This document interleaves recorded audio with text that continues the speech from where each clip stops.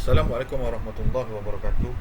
Anda bersama saya Dr. Azhar dalam rancangan mudahnya statistik dengan Excel. Saya nak tunjuk bagaimana nak aktifkan add-in analisis ToolPak anda dengan mudah.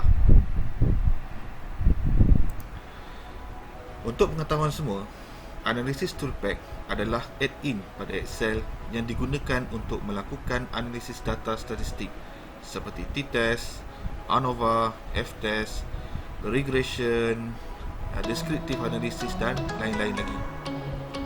Dengan add-in analisis ToolPak ini akan memudahkan anda untuk melakukan analisis secara cepat dan mudah dengan hanya menggunakan Excel.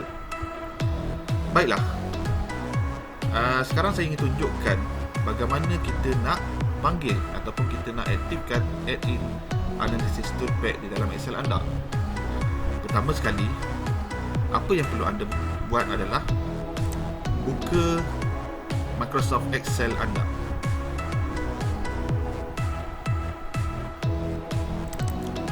Right.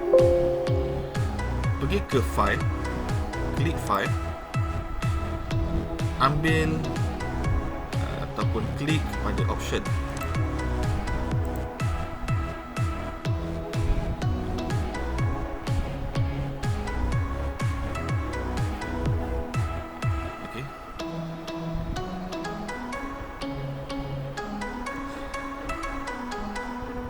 Setelah itu akan terpapar Excel option di skrin anda.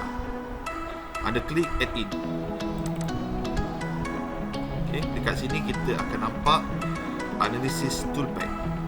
Klik analisis ToolPak dan tekan go. So paparan ini akan muncul di skrin anda. Okay, apa yang perlu anda lakukan adalah dengan tik pada perkataan analisis ToolPak dan analisis ToolPak VBA, tekan OK dan biarkan ianya sehingga selesai. Untuk kita lihat sama ada menu tersebut wujud atau tidak, apa yang perlu anda lakukan adalah pergi ke menu data, klik menu data dan akan terpapar dekat sini data analisis. Anda klik data analisis dan tada, okay, akan terpapar skrin ini, okay, maklumat ini yang mana terdapat banyak analisis tool yang anda boleh guna hanya menggunakan Excel. Okay, bermula dengan ANOVA single factor, okay, kita ada ANOVA two factor, Descriptive Statistic, Correlation, Exponential Smoothing dan lain-lain lagi. Alright. Jadi apa lagi? Jom kita gunakan analisis add-in ToolPak ini sebagai salah satu wadah untuk kita melakukan analisis data hanya menggunakan Excel.